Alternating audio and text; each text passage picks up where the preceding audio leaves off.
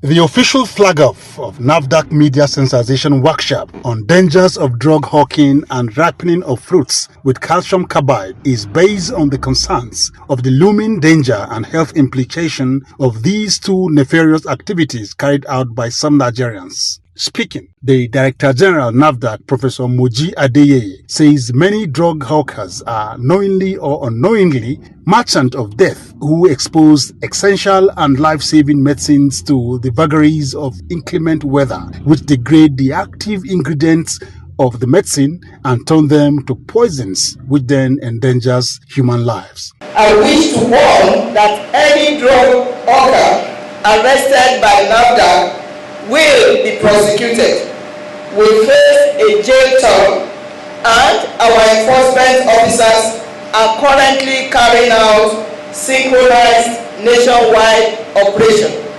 We want to put an end to drug hawking.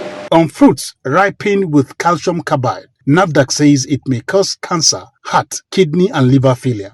The National Agency for Food and Drug Administration has noticed the dangerous practice of sale and consumption of fruits artificially ripened with calcium carbide, as well as illegal hawking of drugs in the open market.